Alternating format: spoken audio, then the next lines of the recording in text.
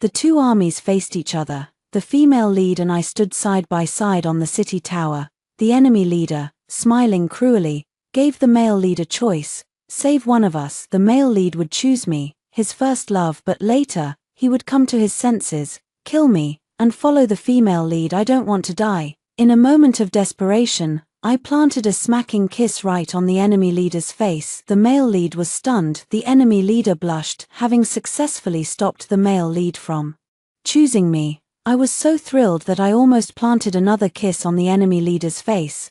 If the male lead had just called out my name at that moment, before the blade could even fall, the female lead would have thrown herself off the city wall, perishing on her own. Before jumping, she would have cast him a tragic smile and cried out, "In the next life, may I never be your wife again."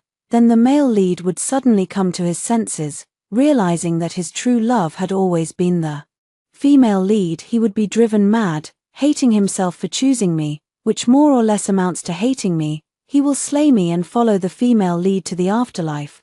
But the male and female leads are reborn on their wedding night, starting over, setting the stage for a scumbag's fiery path to winning back his wife. As for me, the male lead's first love and cannon fodder supporting actress, I will actually kick the bucket. Why do you ask how I know all this? It's because I've lived for 20 years, and only just now realized that I've transmigrated into a book. I transmigrated directly into my mother's womb, born without any memories of my past life, growing up just like any other local girl. I have a childhood friend named Lu Jianming. He is the eldest son of a once prominent but now declining family of military officials, and I am the daughter of a wealthy merchant. My father is not only sharp in business but also an excellent judge of character. When Lu Jianming was still a young child, my father already recognized him as a promising talent worth investing in. Thus, my father funded his education and martial arts training, spent money to smooth things over with his superiors and colleagues,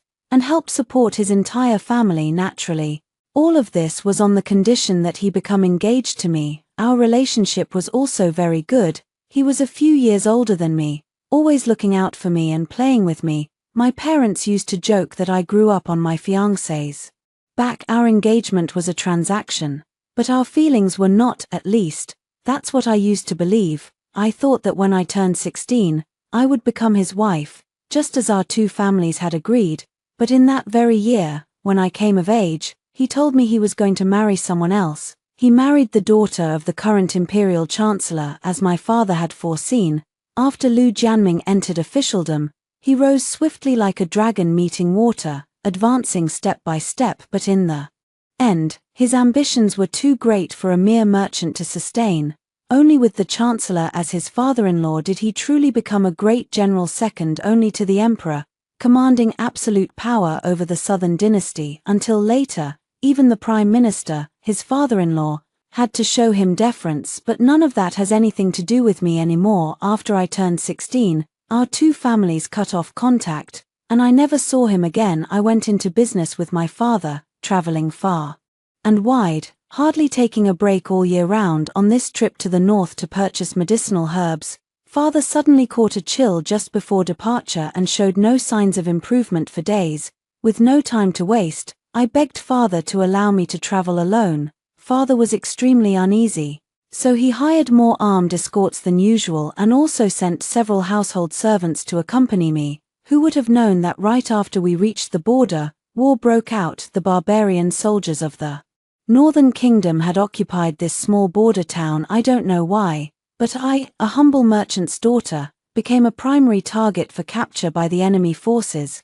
No matter how many armed escorts and servants there were, they could not stop me from being taken away by fierce cavalry. I was locked in a dark, sunless cell for who knows how long. When I finally saw daylight again, I was dragged up onto the city wall. There was another woman being held alongside me. I don't know this woman, yet the way she looks at me is complicated. She murmurs, "I've seen you in his study." It's strange. While I'm still puzzled, two large blades are pressed against her neck and mine. The enemy commander beside me curls his lips into a bloodthirsty smile and shouts toward the foot of the city tower, "I've heard that General Lu is a devoted lover, holding his delicate wife in his arms, yet still harboring thoughts of his true love." Miss Minute, I'm curious if only one between Lady Lu and Miss Minute could survive. Which one would General Lu choose? How about this? As soon as General Lu picks one, I'll immediately withdraw my troops north of the river. The enemy chieftain's eyes sparkled with excitement. As if this were a most amusing game, my vision went black, and I nearly fainted at that very moment.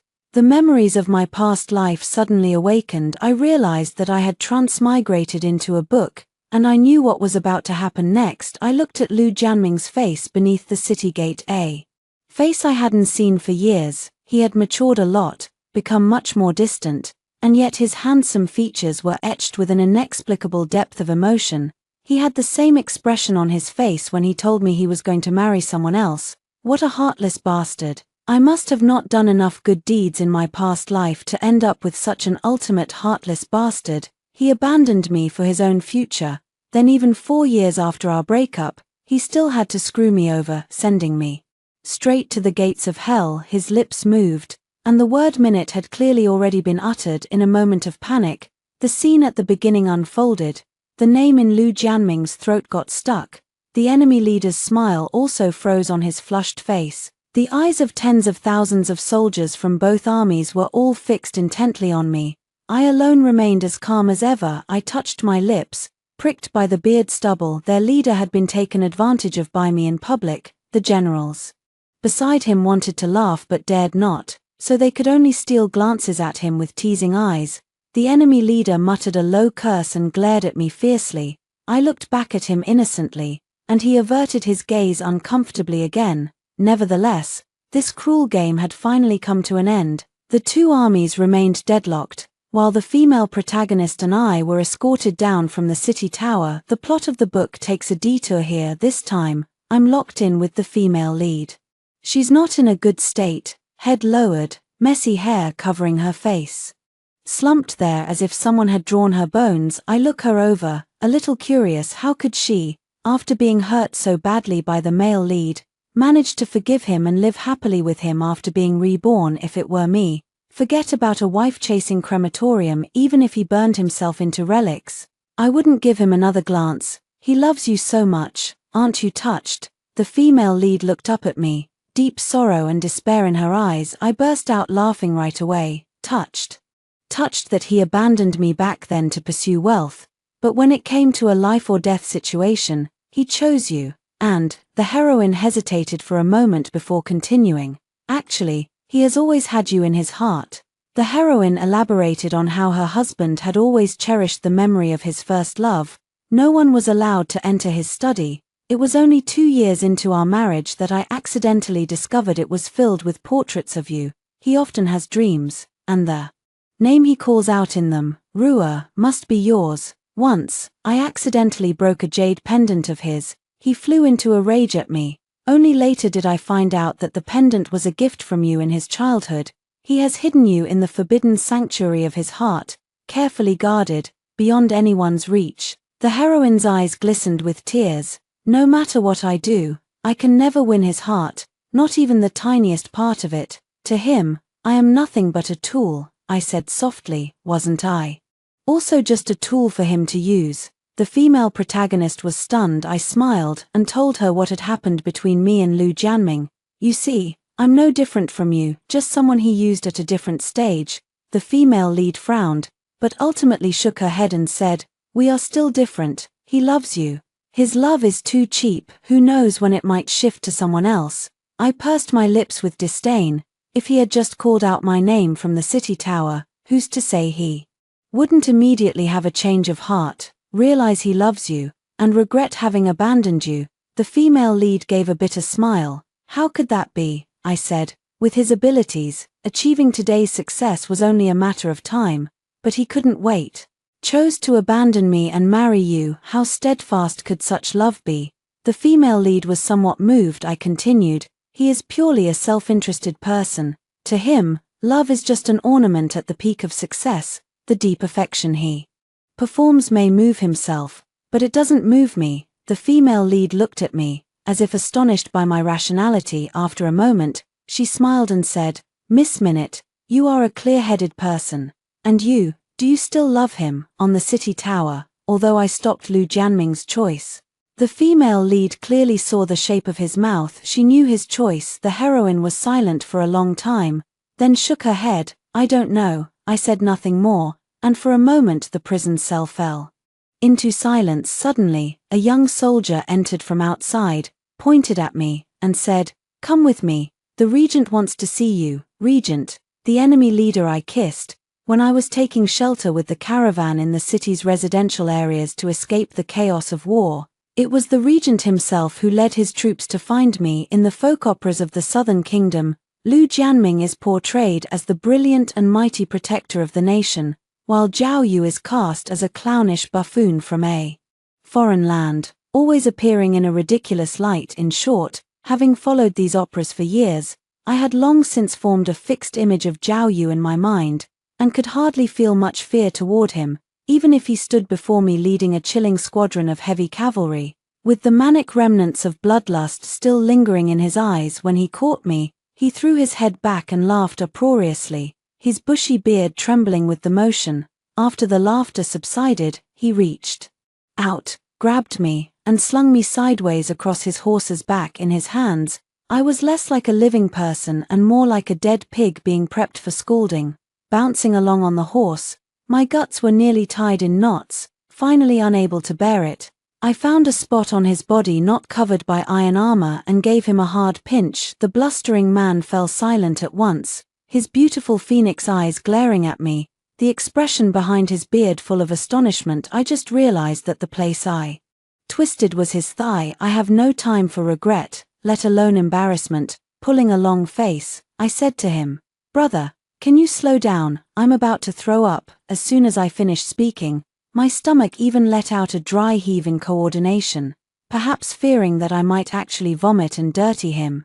Zhao Yu stopped swinging his whip, and the horse gradually slowed down. Zhao Yu threw me into a cell, dark and damp, with nothing on the floor but a tattered wad of cotton batting so black its original color was unrecognizable, and a chamber pot in the corner that reeked to high heaven. I almost fainted. Being locked up here was worse than death. I immediately called out to Zhao Yu, who was about to turn and leave, "Can I upgrade the room, the kind that costs money?" Zhao Yu hadn't even spoken when the colonel beside him grew angry.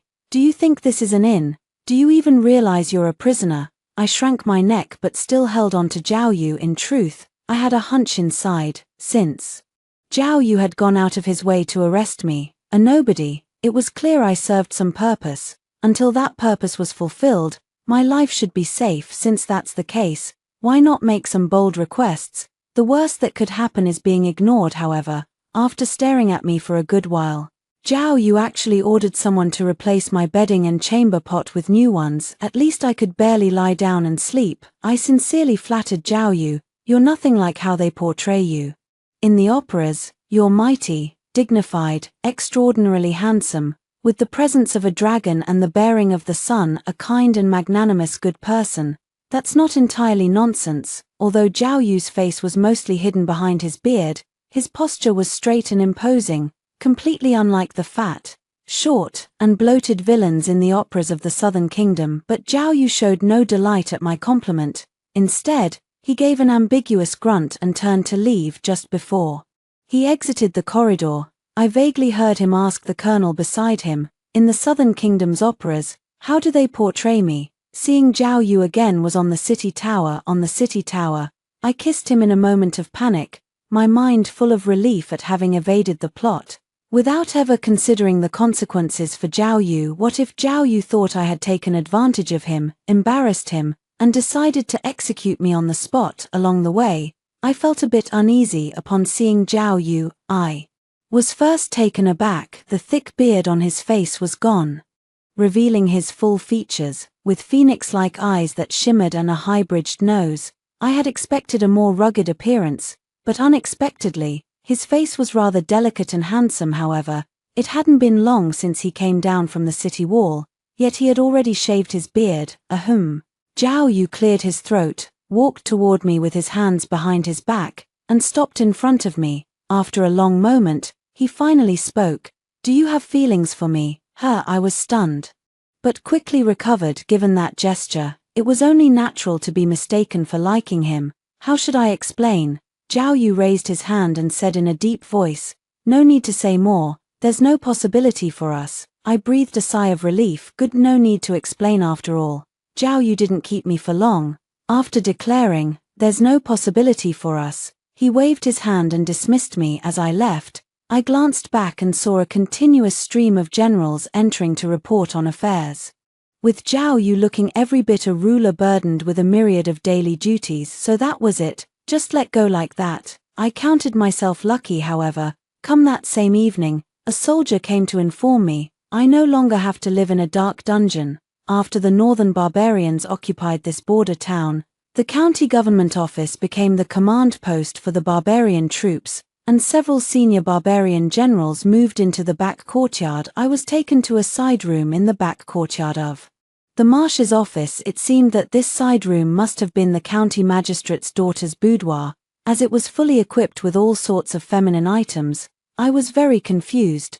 Why had my treatment improved so dramatically overnight? Naturally, I didn't think it was because the regent had taken a special liking to me. He had made it very clear that there was no possibility between us. If that was the case, then why? I'm easygoing by nature. Since I couldn't figure it out, I let it go. After all, living well is better than living poorly. I haven't slept well in the cell these past few days, so it's a good chance to catch up on sleep. I went inside and crashed immediately, sleeping all the way until the next afternoon, when my growling stomach woke me up. No one called me for a meal, so I had to go out and find something to eat on my own. I didn't find any food, but I was surprised to discover that there was no one in the backyard. Yes, that's right, there wasn't even a single guard. Then isn't it the perfect chance to run away? But before I could sneakily find the exit, I was caught by a big, stout man who looked like a military commander. The big man reeked of alcohol and slurred his words, yet he moved with surprising agility, instantly grabbing me by the scruff of the neck. I cursed my bad luck under my breath. The big, fat man stared at me for a long while, then suddenly lifted me up. She's a beauty. Send her to the regent, if you want to suck up to your boss. Don't use me as a gift. The big man was at least 9 meters tall by my estimate, and he really did carry me off by the scruff. All my struggling and shouting was useless. When setting me down, it was even worse. They just threw me out. Fortunately, after a spell of disorienting spins, I landed on a soft wall. No, not a wall. I looked up and found myself meeting Zhao Yu's dark eyes. The big, stout man swayed as he cupped his hands in a sloppy salute, grinning tipsily. "PR Prince, we all have G-girls. To keep us company, you're all alone, so I found you a st stunning beauty. ***tilde. Only then did I notice that the room was packed with barbarian generals, feasting and merrily drinking. The others each had companions in their arms, leaving only Zhao Yu, seated at the head of the table. All alone, I lay sprawled in Zhao Yu's arms, staring wide-eyed at him as he stared back at me. As if neither of us had quite processed the situation, the hefty man beside us gave a suggestive smile and then clasped his hands in salute. "Enjoy yourself, my lord.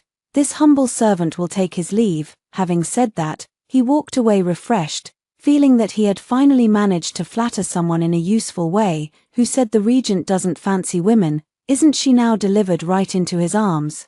Even his eyes went straight. Yes, in everyone's eyes on the scene, Zhao Yu had his arm around my waist, while I wrapped mine around his neck. Our eyes locked, a perfect picture of mutual affection. Even I myself was almost drawn in by Zhao Yu's deep, dark eyes, but my mood was soon interrupted. Zhao Yu's expressionless face gradually showed a trace of cracking, revealing what seemed to be a look of disgust. In his rather pleasant voice, he uttered a particularly rude remark. "Why do you smell so bad?" I am speechless. Zhao Yu frowned and pushed me away, then rubbed his own nose. I am speechless. I simply pounced on him again. I grabbed Zhao Yu's arm and leaned against him, saying, "I stink. That's all because of you." After being locked up in that cell for so many days, eating, drinking, and using the toilet all in that tiny space, how could I not stink? After all, I'm something of a rich second generation, and I've suffered so much because of the perverted game you play. How dare you complain that I stink? Driven by a desire for revenge, I kept pressing against Zhao Yu, until half my body ended up nestled in his arms. At first, Zhao Yu tried to push me away, but his efforts grew slower and weaker. Zhao Yu wasn't wearing armor at the moment, just a thin, dark jade-purple round-collared robe. I could feel every taut muscle beneath it. Suddenly, the body beneath my hand stiffened. I looked up. Sure enough, Zhao Yu's face tightened as he said, "How dare you?" After all, he was the commander of an enemy army leading thousands of troops. I finally felt a hint of fear, straightened my posture, and shrunk my neck. "Even if you're fond of me, you can't get handsy in public. What kind of decency is that?" Zhao Yu's face remained ashen. I lowered my head and took the scolding. Just then, a soldier entered and whispered a few words in Zhao Yu's ear, handing him a letter. Zhao Yu read it quickly, then sneered and crumpled the letter into a ball. After a moment, he glanced sidelong at me. "Lu Jianming is willing to exchange 100,000 taels of gold for your life. That lover of yours truly has deep feelings for you." Perhaps it was my imagination, but I felt that Zhao Yu spoke through clenched teeth, with a faint hint of jealousy seeping through. Without time to dwell on Zhao Yu's reaction, I quickly turned my attention back to the contents of the letter. 100,000 taels of gold for my life. What about Feng Shumai? I tugged at Zhao Yu's sleeve and asked urgently. The coldness on Zhao Yu's face deepened, and he brushed my hand away. "Lu Jianming only has you in his heart. He didn't mention his own wife at all. Isn't Lu Jianming insane? I publicly kissed someone else on the city tower. Yet he still wants to abandon the female lead to save me. Could it be that because the original plot hasn't been followed, Lu Jianming has lost his chance for a sudden awakening?" I pinched the corner of Zhao Yu's clothes and timidly pleaded, "Can you do me a favor?" Zhao Yu was startled, glanced at my fingers, and then quickly turned his head away. After a moment, his impatient voice sounded, "Go ahead, write a letter to Lu Jianming, saying you agree to the exchange." Before I could finish, Zhao Yu's sharp glance shot toward me like a knife. His face darkened beyond words as he scolded me. "You fickle woman." As if anxious, Zhao Yu blurted out recklessly, "They say you southern women are the best at seducing men, and I think you are the worst of them all. You hook one man one moment, then another the next. You certainly know how to enjoy the company of many." I was full of question marks. Who exactly have I been flirting with? Zhao Yu stared at me in disbelief for a good while before letting out a few cold laughs. "Don't you know that Lu Jianming and I have been sworn enemies for years? Even if you offered me 1,000,000 taels of gold, let alone 100,000, I'd never help you too." Section ID equals article truck section. I hurriedly said, "You've misunderstood. I didn't mean for you to actually agree." After a pause, I added, "I don't want to go over to his side anyway." Zhao Yu's expression relaxed a bit, though his eyes still looked at me hesitantly. I explained carefully, "I want you to pretend to agree, and then tell him that because of his decision, Feng Shumai has been flayed and sent to meet the King of Hell. Of course, I'm not asking you to actually kill Feng Shumai. I just need to create the illusion that Lu Jianming believes Feng Shumai is dead." Zhao Yu fell silent, staring at me with an unreadable expression. I gritted my teeth and made a promise. "If you help me with this, I can also give you 100,000 taels of gold. Add that to the 100,000 swindled from Lu Jianming, you'll get 200,000 taels of gold for nothing." 100,000 taels of gold is no small sum anywhere. Even though my family is one of the wealthiest merchants in the Southern Kingdom, coming up with that much gold would still be a crippling blow. I felt a bit worried, hoping my miserly father wouldn't be so pained by the loss that he'd faint on the spot. Zhao Yu let out a soft snort of laughter and said unhurriedly, 100,000 taels of gold probably won't be enough. We really can't come up with any more from my family." As if quite satisfied with my shock, Zhao Yu threw his head back and laughed heartily. He loved to laugh, though before it always carried a hint of inexplicable sinister and twisted pleasure. But this laugh was one of pure joy, open and carefree. He was just amusing himself at my expense. After laughing enough, Zhao Yu glanced at me and said, I had a feeling I knew what he was going to say, so I quickly interrupted, "Don't ask why." "All right." Zhao Yu gave a TSK but didn't say anything else. Before we could even get started on Zhao Yu's matter, someone came to rescue Feng Shumai that very night. The rescuer is Lu Jianming's younger half-brother, and also his right-hand man, Lu Jianxing. The rescued person is Feng Shumai. Lu Jianxing acted on his own initiative to rescue her. keeping it from Lu Jianming in the book. Lu Jianxing is the devoted second male lead who loves but cannot have. Lu Jianxing's rescue attempt naturally failed, and he was captured by Zhao Yu. In fact, from the very beginning, he knew the chances of success were very slim, yet he still acted without hesitation. That pervert Zhao Yu. I had clearly told him that Lu Jianxing went into the lion's den because he had feelings for Feng Shumai, yet he still insisted on interrogating Lu Jianxing right in front of her. No amount of brutal torture could pry open Lu Jianxing's mouth and make him admit his improper feelings for his sister-in-law. But recalling the usual signs, how could Feng Shumai not guess at least part of the truth? Seeing Lu Jianxing lying there drenched in blood, Feng Shumei's heart was stirred. Her husband had sacrificed her life to choose his first love, yet here was someone willing to risk his own life to save hers. Sensing Feng Shumei's gaze, Lu Jianxing forced open his blood-crusted eyelids and managed a faint smile. Sister-in-law, don't worry, it's just flesh wounds. Feng Shumai finally broke down in tears, pounding on the cell door and shrieking, someone please, treat his wounds. Lu Jianxing was no nobody.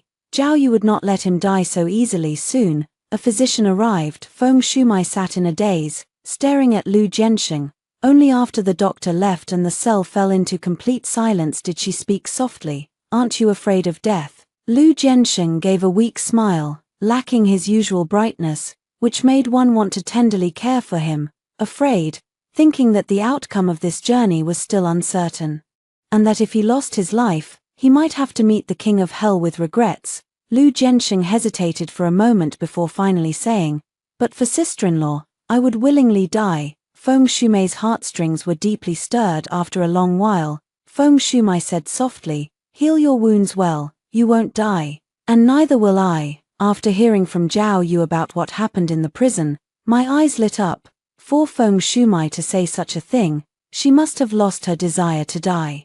Right? Zhao Yu frowned and said, "What, are you hoping that Madame Lu will have an affair, then be divorced by Lu Jianming, so you can take her place? What are you even talking about?" I shot Zhao Yu a glare. Zhao Yu gave a cold snort. "The matter I entrusted to Zhao Yu has also been put on the agenda." He pretended to agree to Lu Jianming's demand to exchange me for 100,000 taels of gold, but instead of taking me to the transaction site, he ambushed his troops, seized the gold, and fled.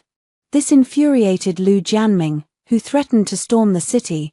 Zhao Yu also somehow found a master artisan who shaped a lifelike wax head identical to Feng Shumei's and hung it from the city wall under cover of night. From a distance, with only torches for light, Lu Jianming couldn't tell truth from falsehood at all. It is said that upon seeing Feng Shumei's severed head, Lu Jianming immediately fell from his horse and vomited blood. Zhao Yu clapped his hands and laughed with glee. "Let him vomit. A few more mouthfuls, better yet. Let him vomit until he dies." Zhao Yu turned to me and said, ostensibly consoling but actually gloating, "After all, she's his first wife. It's only proper for Lu Jianming to vomit some blood. Don't take it too personally." I'm speechless. I've had enough of Zhao Yu's snide remarks. I have nothing to do with Lu Jianming anymore, so I don't care at all who he's coughing up blood for. But to my surprise, upon hearing this, Zhao Yu's expression suddenly became complicated. His eyes locked on mine for a long time. And finally, as if bestowing a favor upon me, he said, "I will soon lead my army back to the capital. Your merchant caravan may travel under my protection." Seeing that I was about to say something, he raised his hand. "No need to thank me. I am not like the characters in your Southern Kingdom's operas. I have always been known for my righteousness." I am speechless. It took me a while to process what he said. I stared back at Zhao Yu with a complicated look. Currently, the Northern Army has occupied the 6 border cities. Amidst the fierce resistance of the Southern Army, the two armies have reached a stalemate.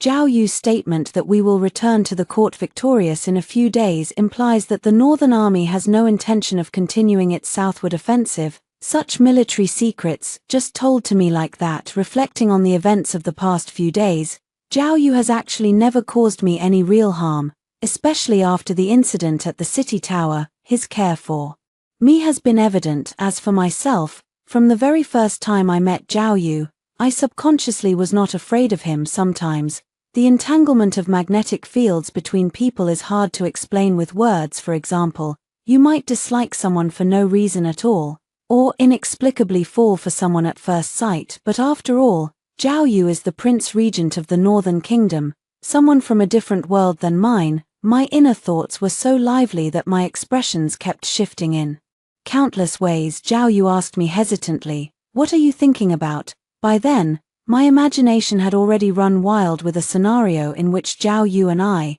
torn apart by national enmity and familial grudges, were forced to become a pair of ill-fated lovers. Perhaps when he said we could never be together, he had already foreseen all of this. A sudden pang of sorrow welled up in my heart. I lifted my eyes to Zhao Yu and said, in a tenderness I had never mustered before, "I will remember you. I'm not dead yet."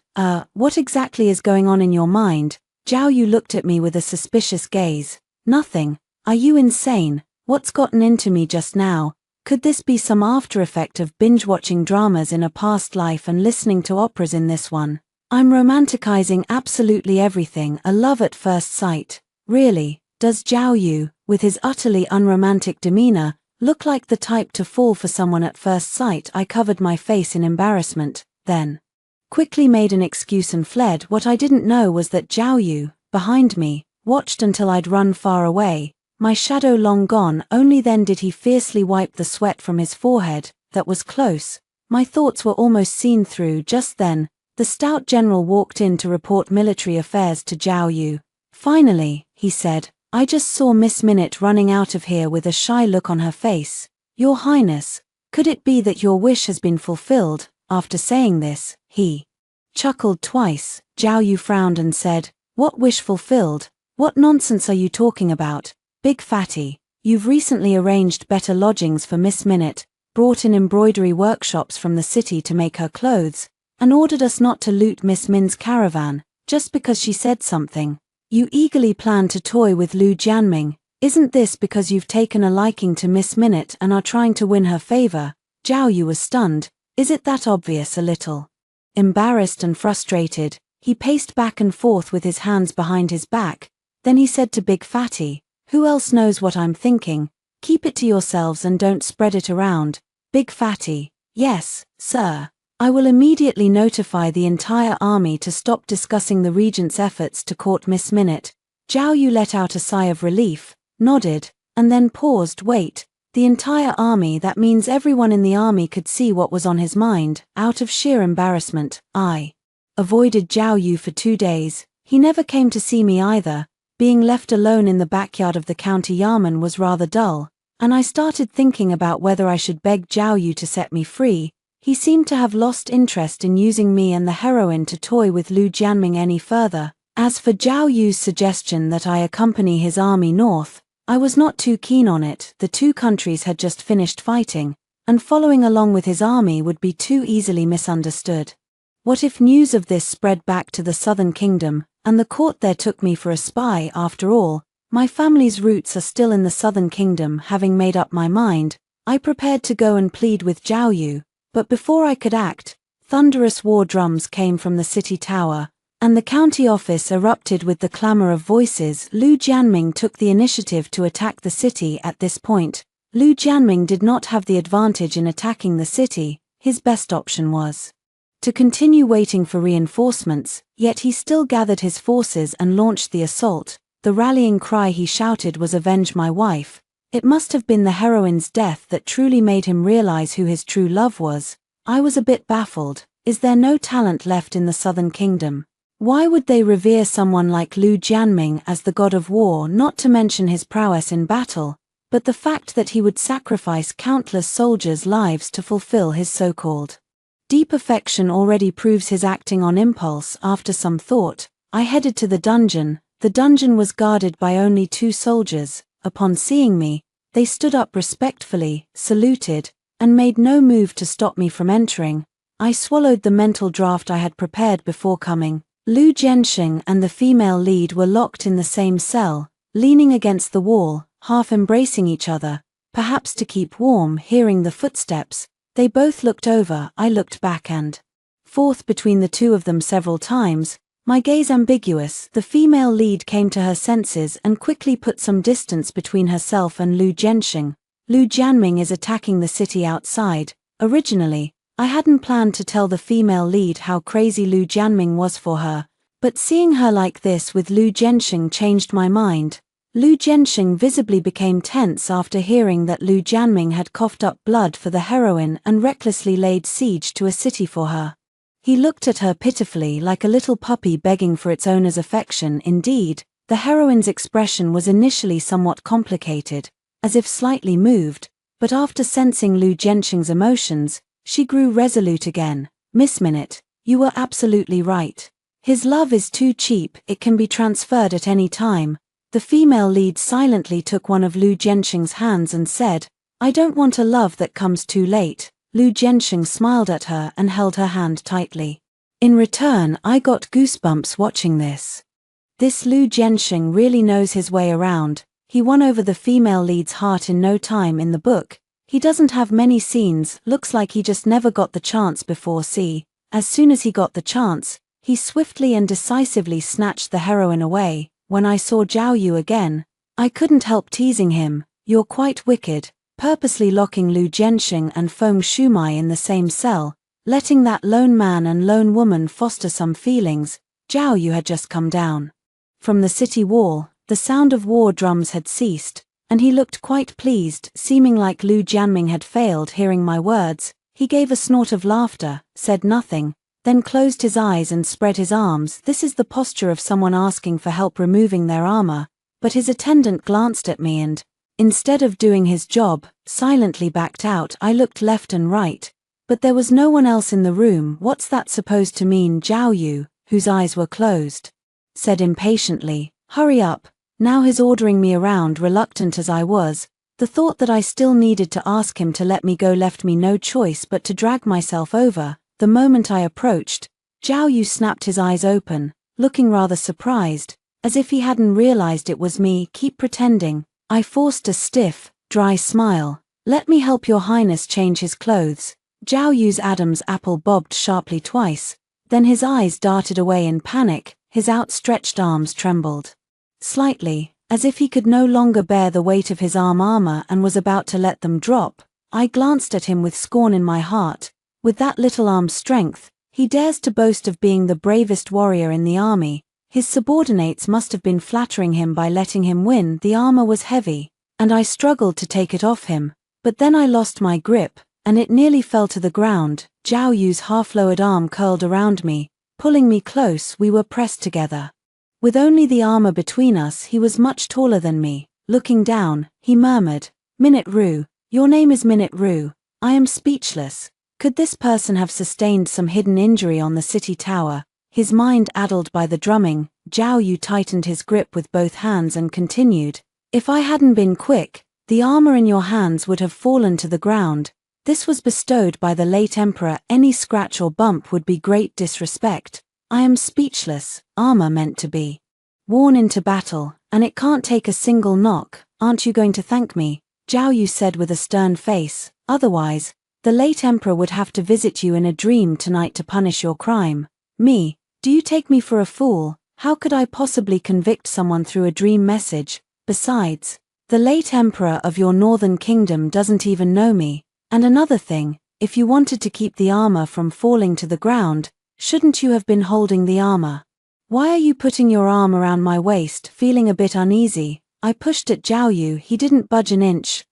I was about to speak when I was interrupted by a voice outside announcing, I have a matter to report.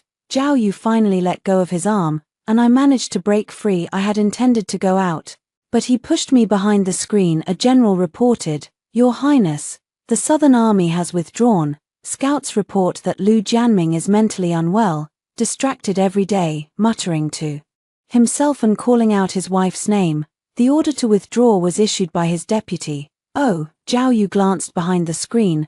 Are you sure he called out his wife's name, not someone else's? The general paused for a moment, then nodded. The intelligence from our scout should be correct. Zhao Yu was in high spirits. Return Madame Lu and the second young master Lu to Lu Jianming. The general hesitated.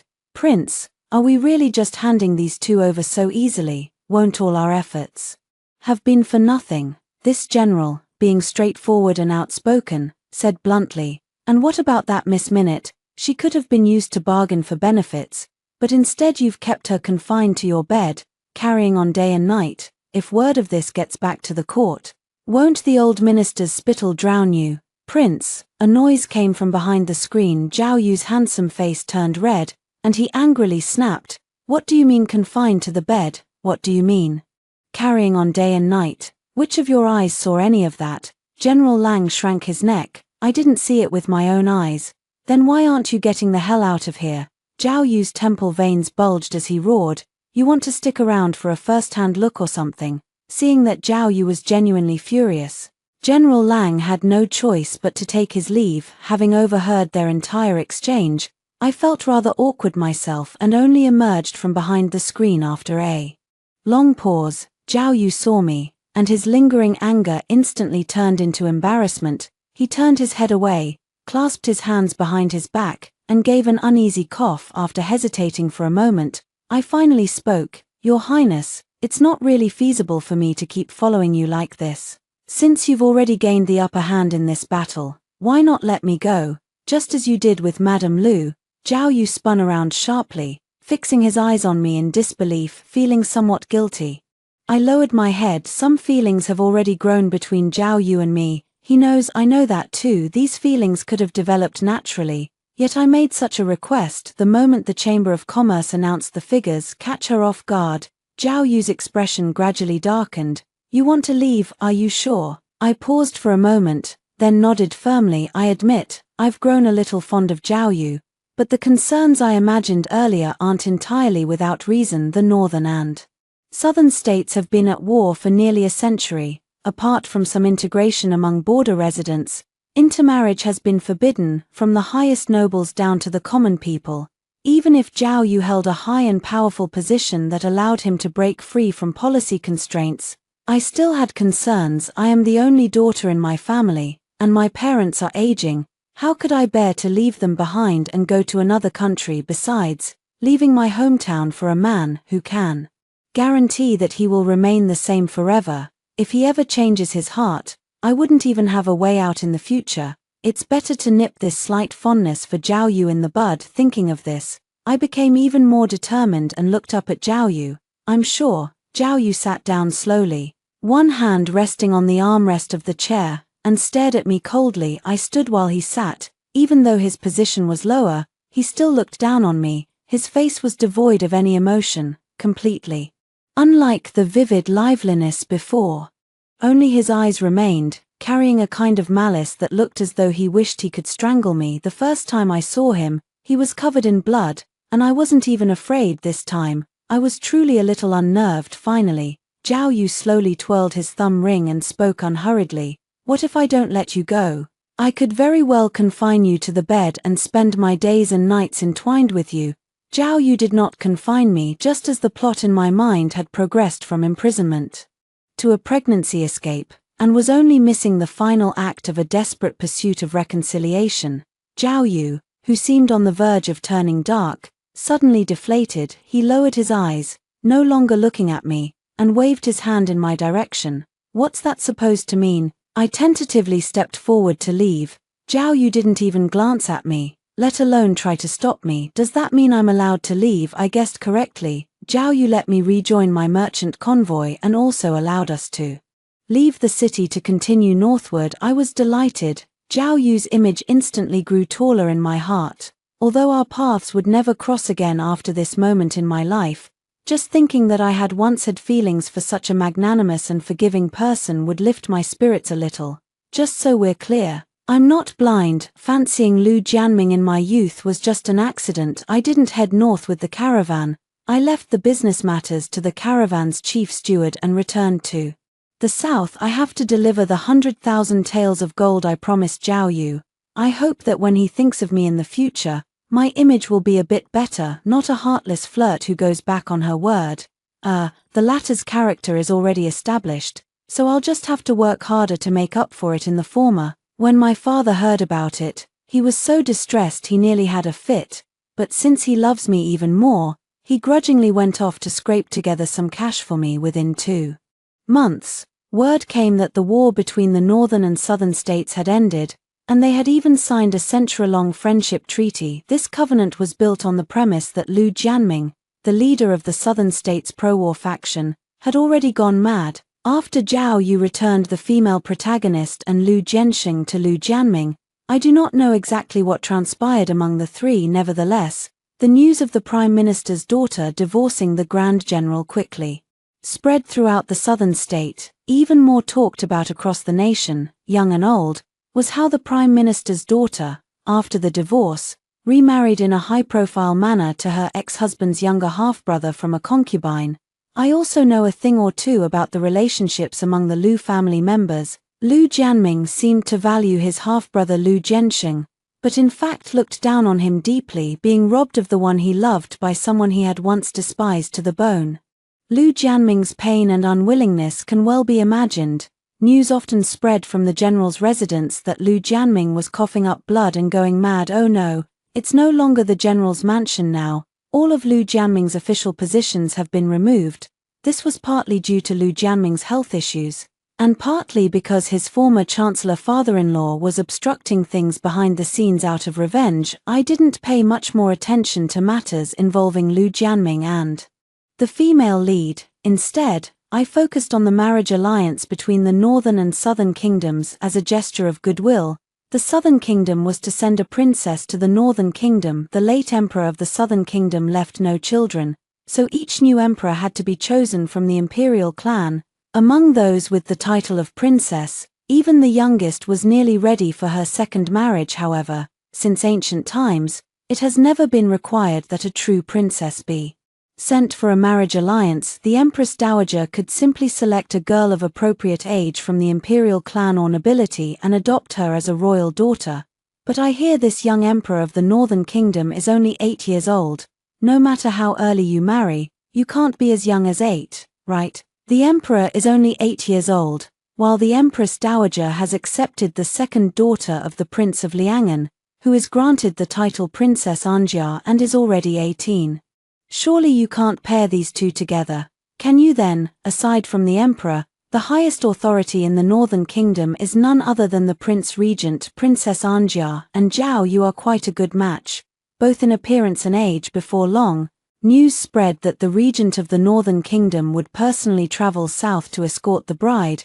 It really is as expected. After all, she was someone I once had feelings for, so I couldn't help but feel a lingering melancholy for a while.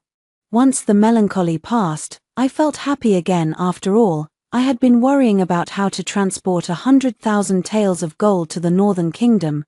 Zhao Yu's arrival was perfect. He could take it back himself. On the day of the Lantern Festival, the imperial palace held a grand banquet to welcome the wedding envoy from the northern kingdom. The welcoming delegation arrived a few days ago. Upon hearing the news, I immediately sent someone to deliver the gold to Zhao Yu. However, the envoy I dispatched couldn't even secure a meeting with Zhao Yu. The gold was never delivered. How could there be such a fool in this world, turning down gold delivered right to his door? I don't necessarily have to give away this gold since he doesn't want it, so be it anyway. I've already done what I needed to do. I completely buried Zhao Yu deep in my heart and, following my mother's advice, prepared to begin discussing marriage arrangements. I am no longer young. In the first 2 years, my parents were worried that I hadn't yet moved on from Lu Jianming, so they didn't bring up marriage. Now, it's time to consider it. My parents' wish is to have a son-in-law who joins our family.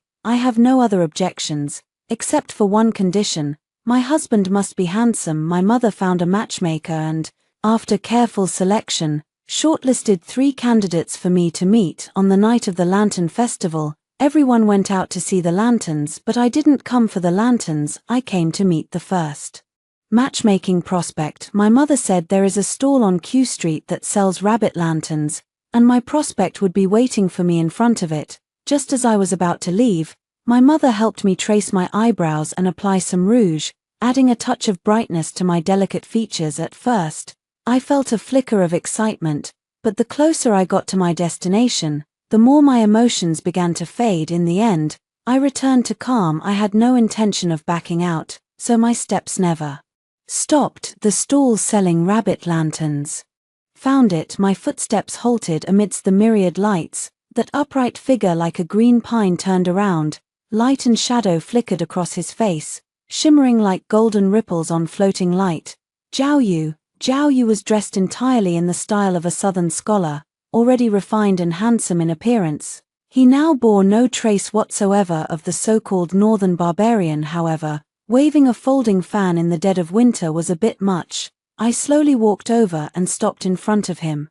Gold, really don't want it. The slight smile at Zhao Yu's mouth stiffened, and then he turned his head away in annoyance. Long time no see. Can't you say something nice? All you talk about is gold. How vulgar. I lowered my head slightly and said nothing, seeing that I didn't talk back for once. Zhao Yu looked over in surprise. The two of us stood facing each other in silence for a long while. Zhao Yu suddenly grabbed my hand and ran, pulling me along to a dark, secluded spot by the river. I panicked. Zhao Yu, just for a relationship that ended before it even began, there's no need to kill someone and dump the body. Zhao Yu laughed in exasperation. If I wanted to kill you, would I have waited until today? That's true. Suddenly, Zhao Yu said solemnly, Minute Ru, if a relationship never starts, there's no such thing as ending it. That makes sense. I came this time to start things. Then, didn't you come for the wedding procession? It is a wedding procession. What do you mean by that? Princess Anjia, escorting the bride isn't the same as marrying her. I'm just an envoy in the escort delegation. Princess Anjia has been betrothed to my younger brother, the 8th prince. I finally looked up at Zhao Yu. He couldn't hide the smile on his face, and his eyes sparkled as he looked at me. Minute Ru, you're jealous. Before I could argue back, he said earnestly, Minru, I've already visited your parents. They said that as long as you're willing, they're ready to move the whole family back to the north. Move the whole family back, right? My family originally came from the Yangzhou region in the north. It was only in my great-grandfather's generation that they moved south and settled there. Wait, when exactly did you visit my parents? Could it be that tonight's blind date? I have already drafted the imperial edict to appoint your father as the Earl of Chengyang. Once it is sealed with the imperial stamp, it can be proclaimed to the world. Also, your Minute clan was scattered due to wartime chaos. I have found 2 branches of the family that are still relatively close in lineage, and they have agreed to move back to your ancestral home. I was dumbfounded. Zhao Yu smiled at me. Do you think I can't see through your little schemes? You're just afraid that marrying far away, with no one to back you up, I might bully you and you'd have no one to turn to. Now that your parents are coming along, your clan is with you, and there's even a hereditary title in the family. You should be able to rest a little easier, right? Called out. I blushed and retorted, nonsense. That's not true at all. Zhao Yu looked deeply at me. Finally unable to contain his emotions, he bent down, resting his chin gently on my shoulder. A powerful force tightly gripped my waist. Can we begin now? If you stay silent, I'll take that as your consent. Let me make this clear to you first. I don't play games. We'll get married as soon as we start. Don't you dare back out. Then, okay. Zhao Yu pulled back and stared at me. Say it again. Okay. The corners of Zhao Yu's mouth instantly stretched almost to the backs of his ears. After we marry, I'll keep you confined to the bed, never parting day or night. Okay. As if to match the mood of the moment, fireworks burst into flames from the direction of the imperial city. The pitch-black sky suddenly became a riot of colors, although this brilliant blaze quickly turns into invisible smoke, merging into the night. But when it was in full bloom, it was truly beautiful. After hearing the first story above, what are your thoughts? Feel free to share your opinions in the comments section. Next, there is another similar story. Let's continue to see. My father is the cold and aloof state preceptor, the second male lead in a sweet ancient-style novel who silently guards the female lead. I am their daughter, who traveled back into the womb with my memories, for the cannon fodder female supporting character to end up with the second male lead. It naturally couldn't happen without the female lead's matchmaking. The female lead is the true princess of the Lingwang Manor, who was switched at birth. My mother is the daughter of the Prime Minister and was engaged to the young Duke of the Guogong residence, the male lead.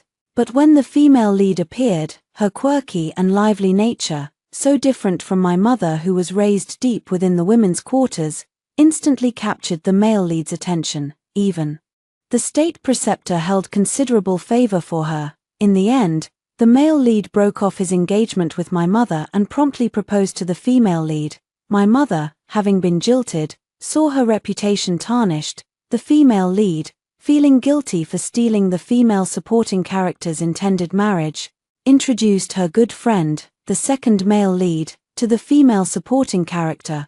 Considering herself the female supporting character's good sister, she felt she had to look out for her bestie and urged her good friend to propose. No one dared to refuse a marriage proposal from the state preceptor. Coupled with my mother's damaged reputation at the time, her maternal family was naturally overjoyed and agreed immediately when the state preceptor personally came to propose. My mother, disillusioned and heartbroken, thought marrying anyone was the same, and so she married my father. On their wedding night, nothing happened. My mother had already seen through the vanity of life, and my father, that wretched man, only had the female lead in his heart. As for how they ended up with me, it was because the female lead got married, my father got dead drunk, they made a mistake, and my mother became pregnant with me. At the end of the story, the female lead married her beloved in a grand ceremony spanning 10 li. That same year, the female supporting character and the female lead each gave birth to a daughter. Knowing the plot that came before, I never liked my father from the moment I was born. This manifested specifically in, when he fed me, I would deliberately spit up all over him. When he changed my diapers, I would conveniently pee on him. My mother never encountered such situations. One second I'd be all smiles looking at my beautiful mother, the next second I'd see him and start wailing with my mouth wide open. I couldn't squeeze out a single tear, but I definitely had to wail. Over time, my mother realized I was a little hellion when it came to my father. When she took care of me, I was perfectly well behaved. However, she didn't think too much of it. After all, when she was pregnant with me, my state preceptor father wasn't very concerned, too busy focusing on the pregnant female lead. Mother and daughter share a heart. It was normal not to like this father. Every time I acted up, she would affectionately pinch my little nose and laughingly scold me for being naughty. My father was thick-skinned and couldn't tell I was doing it on purpose. He just thought he wasn't taking good care of me and tried even harder. Today, the wet nurse had just finished feeding me, and my mother was holding me, patting my back. My state preceptor father walked in and reached out towards my mother. "Let me, you've worked hard taking care of Wanwan." I was perfectly content in my mother's fragrant embrace, and he just took me away like that. I was definitely not having it. Just as I was about to start crying, a servant came in to announce that the lady of the Guogong residence had arrived. Before the hosts could even speak, the guest walked right in, followed by a wet nurse holding a child and several maids. The female lead saw me in the state preceptor's arms, and then saw that aside from my mother and a wet nurse in the room, there was no one else. She spoke as if casually. "Mu Jin, is it just you and the wet nurse looking after the child?" Then, in a chiding tone, she said to my father, "Lung Yanchen, how can you let your wife work so hard? Murongyu, so I wouldn't overexert myself, assigned 6 maids just to take care of me and the child. You should really show more care for Mu Jin and the child." When the female lead recited the names of the male lead and second male lead, it made my scalp tingle. I couldn't help but shiver. The names reeked too strongly of that old-school flavor. What was the female lead's name again? Oh, Yun Chanshan, One Lung, One Murong, One Yun. Compared to them, my mother's name was okay. Surname Shen. Wait a minute. So I have the same surname as my state preceptor father now, the surname Leng. I was lost in my own thoughts, staring blankly, when my state preceptor father, holding me, felt me tremble. Usually, when he held me, my cries were full of vigor, but today I was quietly letting him hold me. He immediately sensed something was wrong. Seeing my unfocused gaze, he panicked. It was clear I had been frightened. My mother grew anxious too, stepping forward to hold me in her arms, her heart aching. The people who usually cared for me spoke to me gently and softly, nothing like Yun Chanshan's loud clamor today. Yun Chanshan, however, remained completely oblivious, chattering on incessantly until her own daughter started crying.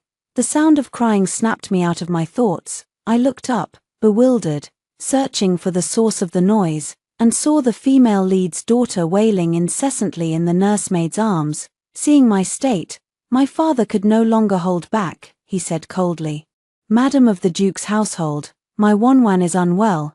Please take your noisy child and leave." To be honest, the female lead's daughter's crying wasn't as bad as my own wails when I threw tantrums at my father. Still, it was quite the novelty. My state preceptor father actually showed displeasure toward the female lead. Yun Qianqian, hearing someone speak of her daughter that way and faced with Leng Yanchen's sudden change in attitude, felt both anger and hurt. The Leng Yanchen of the past, though always stern, had always treated her differently. But ever since he married, everything had changed. This shift made her uncomfortable. But she didn't say a word. Instead, she picked up her daughter and strode away, confident that Leng Yanchen would be the first to yield. She even forgot that she had come here after arguing with Huang Fuyu, intending to stay with Leng Yanchen for a few days. Yet, her departure caused no ripple in the state preceptor's residence. My parents' attention was entirely focused on me. My state preceptor father even had the steward take his waste token to the palace to summon physician Hu, an expert in pediatric medicine, and physician Liu, a master of gynecology, to examine my mother and me. I was held by the nursemaid for my checkup. While physician Liu took my mother's pulse, only my father paced back and forth restlessly. Physician Hu finished examining me first, stroking his beard as he said, "State preceptor, rest assured, your daughter is perfectly fine." "How can she be fine? Usually, when I hold her, she cries loudly. Today, she didn't make a sound. She must have been frightened." "Oh, father, is it possible that me being as quiet as a chicken while being held is actually normal?" Physician Hu already said she's fine. "What are you still worried about? Do you actually want something to happen to Wonwan?" After her examination, my mother took me from the nursemaid's arms. I grinned at my beautiful mother, my eyes crinkling. "Madam, I have never thought such a thing," my state preceptor father immediately denied, shaking his head. After the physicians left, my father still wasn't reassured. He had the servants prepare for a ritual bath and incense burning so he could pray for my well-being. Usually, only matters of state warranted such ceremony, but now it was all for his daughter. After my father left, my mother placed me on the bed to play, her thoughts drifting to what physician Liu had just said. She knew Leng Yanchen was also skilled in medicine, but she hadn't realized that every dose of miscarriage prevention medicine she drank during her pregnancy had been prescribed by Leng Yanchen himself, who then personally went to the Imperial Hospital to fetch the ingredients. She didn't even know when he had taken her pulse. Moreover, on the day she gave birth to Wonwan, when she was in difficult labor and on the verge of losing consciousness, she caught a faint scent of lotus, a fragrance she had only ever smelled on Leng Yanchen. It seemed that, at the very least, he cared about the child. I had no idea what my mother was thinking about. Recently, as my teeth were growing, my gums felt itchy, so I was gnawing on something while watching her. My mother's face could truly be described as one that toppled kingdoms and cities: willow leaf eyebrows, bright eyes, white teeth, and a tall, straight nose. Just look at her. Just look at her. My father isn't bad-looking either, given that these two are the pinnacle of attractiveness in this novel. As their daughter, I'm certainly no slouch. I can't even imagine how stunning I'll be when I grow up. Just thinking about it makes me happy. So engrossed, I didn't even realize I was drooling while chewing on something. When my father entered, he saw his daughter drooling over his wife. While his wife seemed lost in thought, amused, he picked me up. I was utterly captivated by my mother's beauty, and as I felt myself being lifted, I turned to see an equally handsome face. All right, my father is quite good-looking too. But that doesn't stop me from resenting him. The thought of his past relationship with the female lead made me so angry that I threw the saliva-soaked, teeth-marked thing in my hand right at his face. The esteemed state preceptor, second only to the emperor, still couldn't withstand the protagonist's halo, and he kept neglecting my mother for the female lead. What a scumbag. Though all they heard were my incoherent babbles, seeing his daughter regain her usual energy, Leng Yanchen breathed a sigh of relief and took out a handkerchief to wipe my mouth. My mother, watching me routinely disdain my father, couldn't help but laugh. Hearing her laughter, both my state preceptor father and I turned to look at her. My mother was already beautiful, but with that radiant smile, she looked even more stunning. However, I wasn't the only one mesmerized. My father, holding me, wore a dazed, goose-like expression on his devastatingly handsome face as he stared at my mother. Well, that annoyed me again. I slapped my hand against his face, pushing it aside, and started babbling loudly. "What are you looking at? Go look at your female lead instead. My mother is this beautiful, and only I get to admire her. Is one trying to play with daddy?" His words left me at a loss for how to react. My father's thought process is truly one of a kind. Suppressing the urge to roll my eyes, I reached out to my mother, wanting her to hold me. Shen Mujing stood up to come and take me. But as luck would have it, she stepped on the thing I had thrown at Leng Yanchen's face. Losing her balance, she stumbled forward. Leng Yanchen held me with one arm and, with the other, scooped Shen Mujing into his embrace. I patted my mother's face, babbling worriedly. Leng Yanchen also spoke urgently. "Be careful, madam." Apart from the night he was drunk and had intimate contact with Shen Mujing, this was the only other time. With a beauty in his arms, he was at a loss for what to do. Already thin-skinned, he was now blushing all the way to the back of his ears, but Shen Mujing merely said a faint thank you, took a few steps back, and patted me reassuringly. "Wanwan, mother is fine. Wanwan should sleep now. Husband, you should rest too." Shen Mujing took me from Leng Yanchen's arms and issued a dismissal. I glanced at my despondent father, then at my aloof mother, but before I could express anything, I drifted off to sleep to the sound of my mother's gentle lullaby. Another new day, another day of me finding my father unbearable. Another month passed, and the palace held a banquet. The state preceptor and other high-ranking officials were invited to attend, which meant the male lead, second male lead, and female lead would all be gathered together again. Though their story had already concluded, the malicious second female lead had long since met her end, and my mother, though just a cannon fodder supporting character, it was uncertain whether there would be any lingering effects. I had no desire to attend the palace banquet, but my parents didn't feel comfortable leaving me home alone, so my mother dressed me up and brought me along. In the carriage, the three of us sat together, my parents in their simple, elegant robes and dresses, while I was dressed in bright red and green like a New Year's painting doll, and the two of them saw nothing wrong with it. I protested, but it was useless. Upon entering the palace, the banquet hadn't yet begun. My state preceptor father was summoned by the emperor's men, so my mother took me to the hall designated for female guests. When my mother and I appeared, the lively hall fell silent almost instantly, but it wasn't long before groups of women pulled their close friends aside and began whispering among themselves.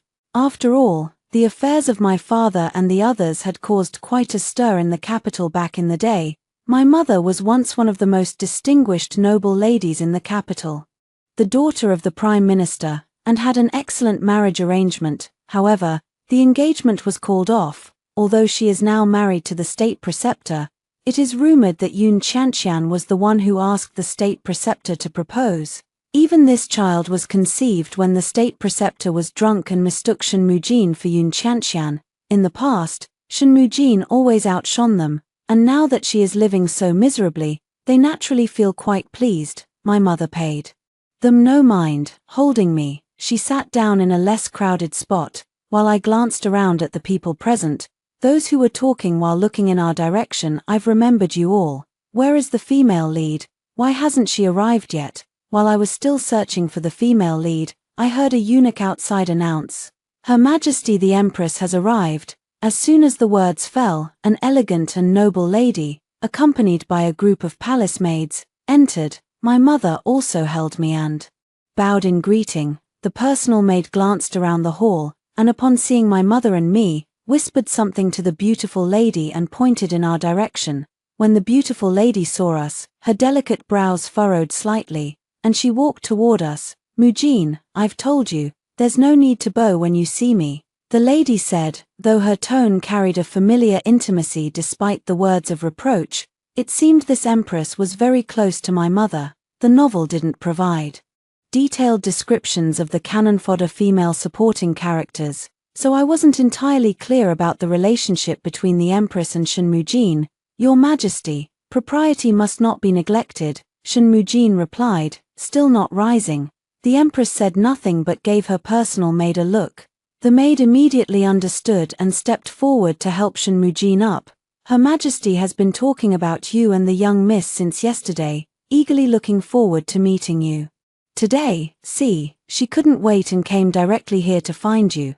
Thank you for your Majesty's kindness. My mother, still holding me, was about to bow again, but the empress, disregarding etiquette, stepped forward to stop her. Mujin, don't be so distant with me, the empress said with a dignified and proper smile, patting my mother's hand. Then, in a slightly authoritative tone, she announced, ladies, please rise. Thank you, Your Majesty. It seemed the empress and my mother were truly close. Her earlier actions were clearly meant to admonish the other ladies. The empress took my mother to the inner hall, while the other ladies remained in the outer hall. Shinmujin, when will you ever change your overly proper nature? If I hadn't come today, who knows how many times they would have gossiped about you behind your back, the empress said, her dignified demeanor instantly fading as soon as they entered the inner hall. Yes, thank you, Your Majesty, for standing up for me, Shinmujin replied, a smile appearing on her face as she looked at her friend. You'd better remember it, the empress scolded lightly before turning her attention to me. Is this Wanwan, so delicate and lovely, truly adorable? As she spoke, the empress took a jade pendant from her bosom and placed it in front of me. Little Wanwan, this is Auntie Min's gift for our first meeting. Do you like it, Shumin? You've already given so much when Wanwan was born, how could that be the same?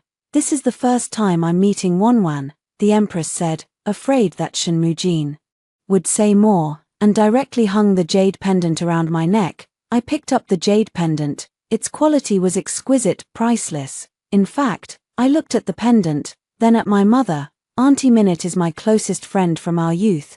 Since she's given it to you, you should keep it. Hearing this, I couldn't help but smile. From now on, I'm a wealthy lady too. Wanwan is truly adorable. In the future, don't be like your mother and father, both so reserved, the empress said, then immediately realized she had spoken carelessly and looked apologetically at Shinmujin. Shumin, this was my own choice. As the eldest daughter of her family, having her engagement broken off had also affected her younger siblings' marriage prospects. Leng Yanchen was the state preceptor, and marrying him was already considered a step up for her. It's all Murong Yu's doing, but now that his household is in such a state, he must be utterly exasperated inside. The empress perked up as soon as she mentioned this and told Shinmuyan all about the Murong family's affairs. After Yun Qianqian and Murong Yu married, they did enjoy a period of sweet harmony, which only intensified after she became pregnant. He even sent away all the concubines his mother had given him. However, once a woman is pregnant, she cannot share a bed, and Murong Yu, being young and vigorous, eventually had those concubines brought back. Though all of this was kept hidden from Yun Qianqian, it didn't take long for Yun Qianqian to find out. When she did, she threw the entire duke's residence into chaos, even suffering a threatened miscarriage. Besides summoning the imperial physicians, the duke's residence even invited Leng Yanchen to attend to her. At that time, Shinmuyan was 5 months pregnant, while Yun Qianqian had just reached 3 months. In the end, the matter was resolved only after 2 concubines were beaten and expelled from the residence, and Yun Qianqian finally calmed down. Things settled for a while, and Yun Qianqian safely gave birth to a daughter. The duke's mother arranged the full-month banquet, and everything went smoothly. When it came time for the 100-day banquet, it naturally fell to Yun Qianqian, as the mother, to make the arrangements. In noble families, 100-day banquets are highly ceremonial, but Yun Qianqian, having grown up in the common streets before being recognized by the Ling prince, was unfamiliar with these customs. She didn't ask for guidance, and the 100-day banquet turned into a complete mess. In addition to inviting ministers friendly with the duke's residence, she also invited many of her commoner friends. Though her intentions were good, The gifts her friends brought, chickens, ducks, geese, and other fowl, reportedly turned the Duke's residence into a scene of flying poultry. The Duke's residence had practically become a marketplace. Because of this, Yun Qianqian and Murong had a huge argument, leading to the scene where Yun Qianqian brought her daughter to the state preceptor's residence. No matter how beautiful the ending, reality always finds a way to intrude. The environment Yun Qianqian grew up in made it impossible for her to uphold the dignity of the Duke's residence. Your Majesty, it's almost time.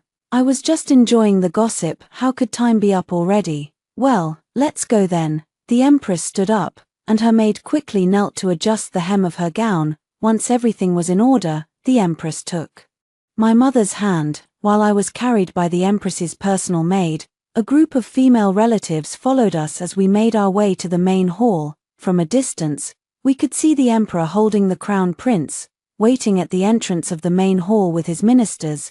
He could have gone in directly, but he insisted on waiting for the Empress, so the ministers had no choice but to wait as well. My father, as the state preceptor, naturally stood behind the Emperor, followed by the court ministers led by the Prime Minister and the Duke. Yun Qianqian stood beside Murong, holding her child, but her eyes kept drifting toward my father. As we drew closer, the Empress moved to the Emperor's side, and my father took me from the maid's arms. My mother also stood beside my father. Since it was an important occasion, I didn't fuss and let my father hold me quietly. Once everyone had gathered, the banquet officially began. My father fed me the carefully prepared broth from the imperial kitchen while still finding time to put food in my mother's bowl. The broth specially made for children by the imperial kitchen was truly delicious. I had the Crown Prince to thank for that, as he was only 2 months older than me. Between sips of broth, I stole a glance at the Crown Prince. He was eating so messily, he even got food in his nose. I opened my mouth wide, waiting for my father to feed me, but my mother stopped him. The wet nurse already fed her before we came. Too much will cause indigestion. What? I'd only had a few bites of this delicious food. My eyes immediately welled up with tears as I looked pitifully at my father. My father hesitated, his hand pausing. Wan, just one more bite. And so, I managed to get one more bite into my mouth. My mother watched the interaction between my father and me and scolded jokingly, "What a little imp." My father gazed at me adoringly. As for me, I was still eyeing the half-bowl of broth on the table. To outsiders, it appeared to be a harmonious and joyful family. However, this heartwarming scene was soon interrupted. After handing the child over to the maid, Yun Qianqian went to find Leng Yanchen. Earlier, Leng Yanchen had scolded her a few times, and she had intended to wait for him to apologize, but after returning home, Murong managed to coax her, and she happily reconciled with him, completely forgetting about Leng Yanchen. Now that she saw Leng Yanchen again, she remembered that he hadn't come to see her for a whole month, and she couldn't sit still any longer. "Brother Yanchen, are you still angry with Qianqian? Was this female lead truly naive, or was she doing it on purpose? If she were unmarried, if the Grand Astrologer's father were also single, and if she were still young, calling him brother might have been acceptable. But now, she was the wife of a duke, and Leng Yanchen was the Grand Astrologer of the court. For her to address him as brother so casually, with ambiguous words, and in such a public setting, wasn't she essentially telling everyone that her relationship with Leng Yanchen was improper? Murong face had already darkened, but for the sake of the Duke's reputation, he stepped forward to smooth things over. "In the hearts of my wife and me, the Grand Astrologer, who prays for the people and our dynasty, is like an elder brother." Although the explanation was far-fetched, it managed to gloss over the matter. Noble families had to maintain their dignity, so Leng Yanchen nodded coldly without saying a word. Yun Qianqian looked displeased and seemed to want to say more, but Murong forcibly dragged her away. After they returned to their seats, something else must have been said. As both of their expressions turned rather strange, a maid came to deliver a message, saying that the Empress had summoned my mother to bring me to her for a chat. My mother nodded, picked me up, and followed the maid to the Empress's side. The earlier commotion had drawn the attention of many at the banquet, who were now watching the spectacle. Leng Yanchen was the Grand Astrologer. so naturally, no one would be foolish enough to offend him, and now that my mother was seated beside the Empress, it sent a clear message to everyone. Shen Mujin had the Empress's backing. As for the Duke's household, however, they would surely become the subject of gossip, of course. None of this had anything to do with me. I had already eaten enough metaphorical melons for the day. What I was facing now was the Crown Prince, who was trying to stuff his fist into his mouth. When he noticed me staring at his fist, he seemed to think I wanted a taste too. He pulled his saliva-covered fist out of his mouth and stretched it toward my lips, babbling incoherently. No way was he really offering it to me. No, please, Mom, save me. I struggled desperately in my mother's arms. Wanwan, what's wrong? My mother noticed my movements and looked down at me, only to see Crown Prince Shen Yuanyi extending his fist toward me. The Empress also noticed her son's antics and immediately knew what was happening. Her son was once again offering someone his saliva-covered fist. After all, she and the Emperor had fallen victim to this before. She quickly stopped her son from his foolish behavior. Ye loves to share. If you stare at anything in his mouth, he'll offer it to you. He's quite similar to how you were as a child, Shen Mujin remarked, recalling their childhood antics. Indeed, he is, the Emperor chimed in, overhearing our conversation. Shen Yuan Che, shut up, the Empress whispered, pinching the soft flesh at the small of his back. The Emperor nearly cried out in pain. Shumin, I was wrong. The Emperor and Empress truly had a good relationship. The harem consisted of only the Empress, and I genuinely hoped my mother would also find someone who loved and respected her. Even if she didn't, I didn't want her to end up with someone she didn't love. But I also knew that, in ancient times, a woman's status destined her to live for her family. And now, with me in the picture, it was even more complicated. It seemed I needed to start planning carefully for my mother's future. But for now, my top priority was to grow up quickly. I was really tired of pretending to be cute and clueless. After that palace banquet, the Empress often summoned my mother to the palace. Sometimes for short stays of a few days. Shen Yuanyi and I gradually became familiar with each other, though most of the time, I just watched him do all sorts of silly things. Finally, when I turned 7, I began going to the palace along with the young masters and ladies of other prominent families to study with the Crown Prince under the instruction of the Grand Tutor.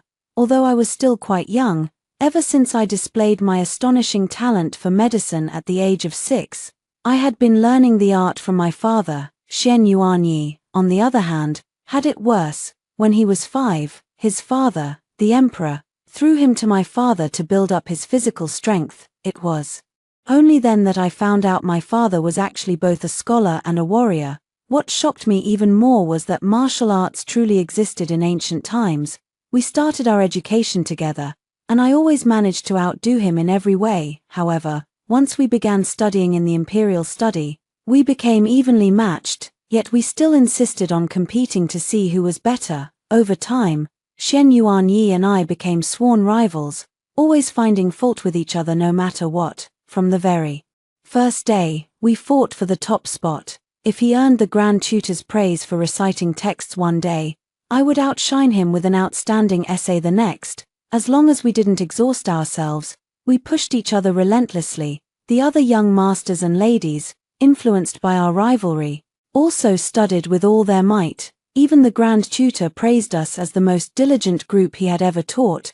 Those taught by the Grand Tutor were all children of noble families, each representing their own clan. While their fathers engaged in covert struggles at court, the children openly competed in the study. However, there was an exception. Murong Shui, the female lead's daughter, was raised to be innocent and carefree. She paid little attention to her studies and lived each day with ease. The young masters all liked to gather around her, saying that Murong Shui was pure-hearted and sincere, unlike other noble ladies who were full of cunning and schemes. Yet, 2 people stood apart. One was Jiang Tongming, the grandson of the censor-in-chief, and the other was Crown Prince Shen Yuanyi. Jiang Tongming always appeared gentle and polite to everyone, but I couldn't shake the feeling that he was a smiling fox, outwardly friendly to all but secretly the most scheming. As the Crown Prince, Shen Yuanyi carried himself with the dignity of a future ruler. Though he was only 2 months older than me and we were both still young, he always acted mature beyond his years. Still, he was a child at heart, and whenever we bickered, he showed a hint of childishness. Murong Shui, however, loved following these two around, calling them Brother Crown Prince and Brother Tongming. One was sharp-tongued and proud, the other gentle yet cunning, and the third was a sunny, innocent little flower. Wait. No, something was wrong. This setup felt all too familiar, like the typical configuration of a novel's male and female leads. But what about the female supporting character? It couldn't be me, could it? This realization struck me so suddenly that I froze, forgetting I was in the middle of the Grand Tutor's lesson. The priceless purple hairbrush in my hand fell to the ground, making a crisp sound as it hit the floor. My head throbbed with pain, and I swayed, unable to steady myself. How had I not realized it sooner? The female lead's daughter should naturally be the female lead, and the female supporting character's daughter should naturally be the female supporting character. Before I lost consciousness, I vaguely saw my friend and Shen Yuanyi rushing toward me. When I woke up, my mother was sitting by my bed, her face full of worry, while my father was brewing medicine for me. Seeing me awake, my mother held me tightly in her arms, her voice filled with concern. My Wanwan, you should live freely and unrestrained. Why push yourself so hard? I knew she was referring to my studies in medicine with my father, which sometimes made me lose track of time. Mother, I'm fine, don't worry, I said, hugging her and acting coquettishly. Wanwan, this is a calming soup, drink it and rest well, my father, the state preceptor, said as he brought over the medicine bowl. Looking at the dark, bitter liquid, I inwardly refused.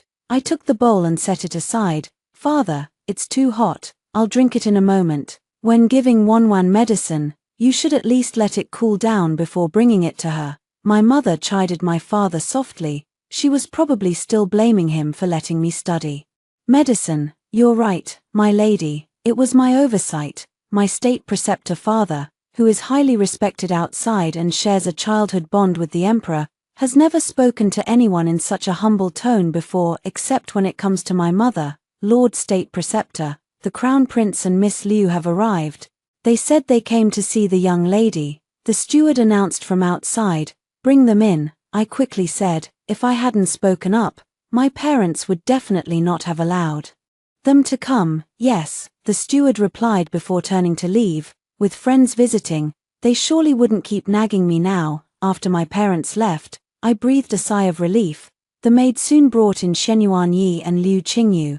As soon as Liu Qingyu entered, she rushed over and took my hand, examining me. Wanwan, how are you? You scared me to death earlier in the imperial study. She had genuinely been frightened when she saw me collapse. Her eyes turned red with worry. Liu Qingyu, who is usually gentle, elegant, and poised, had completely disregarded her composure when she saw me faint.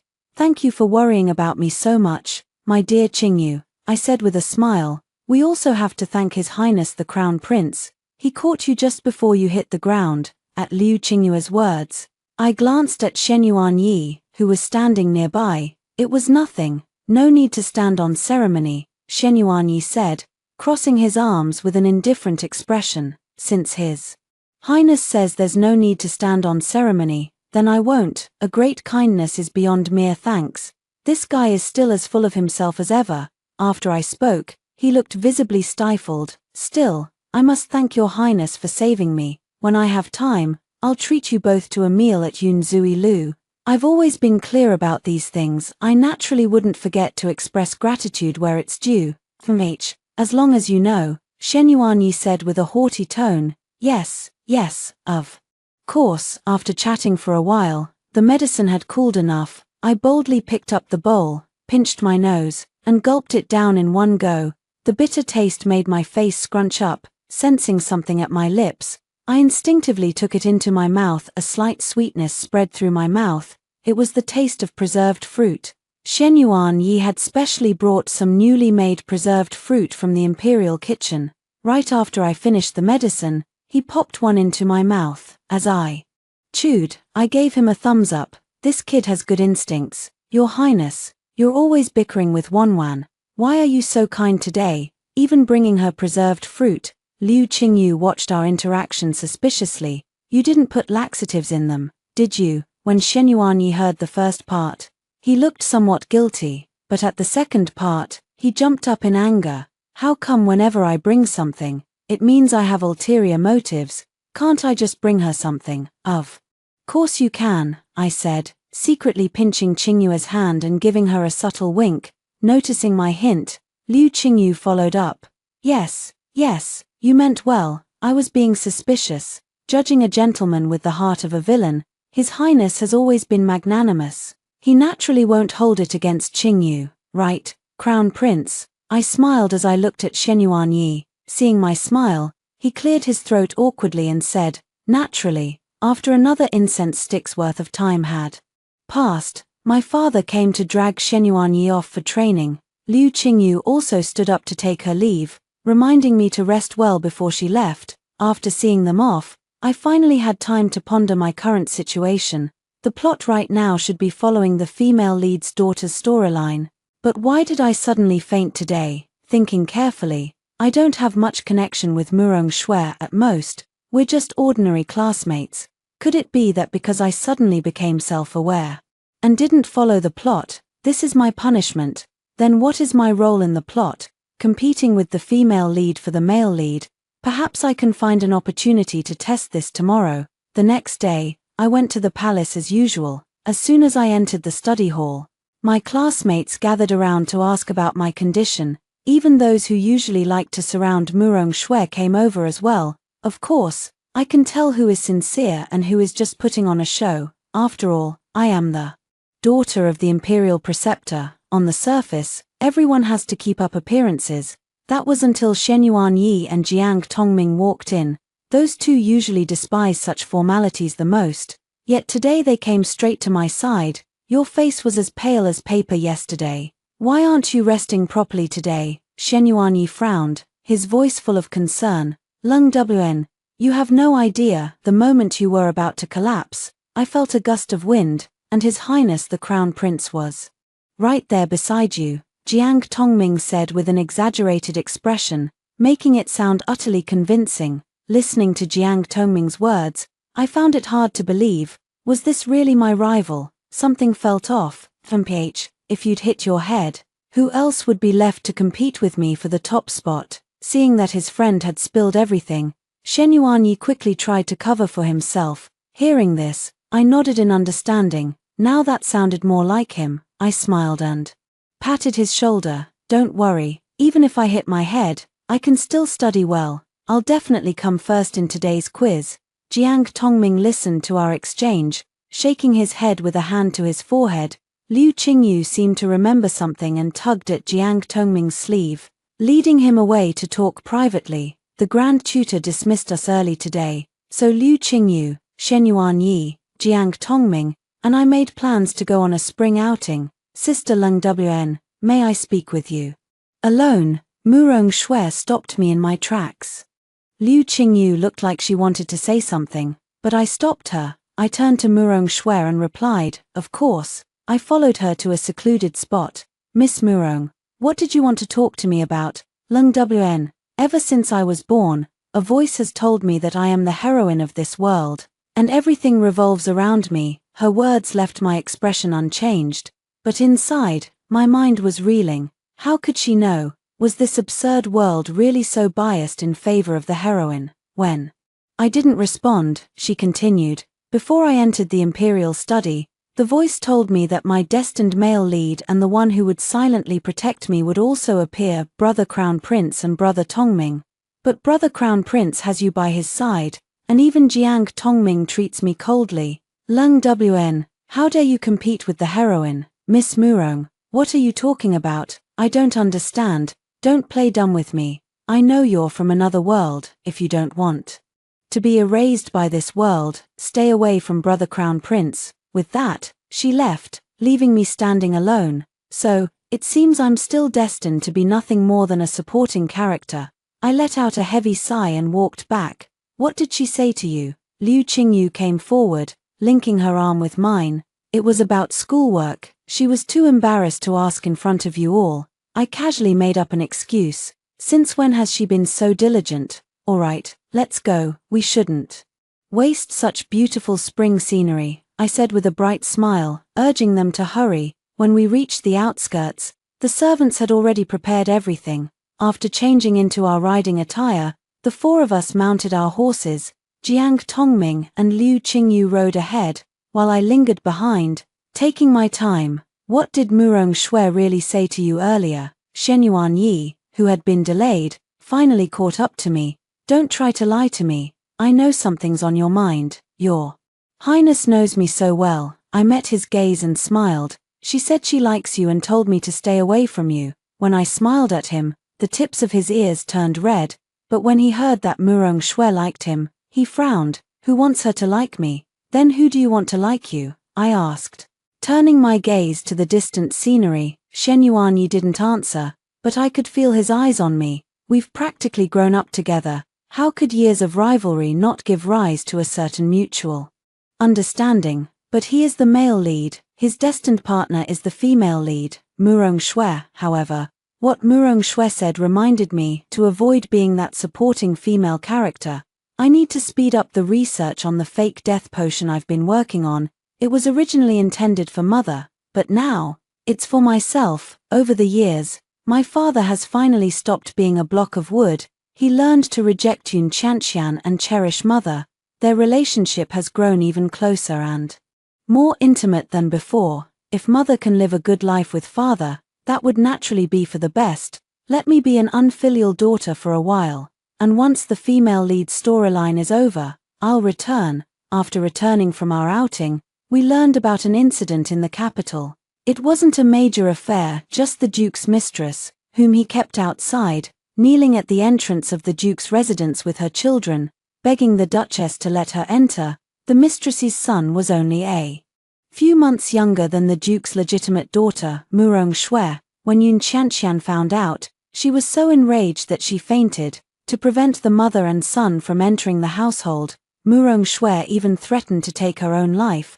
The Duke's residence was thrown into chaos.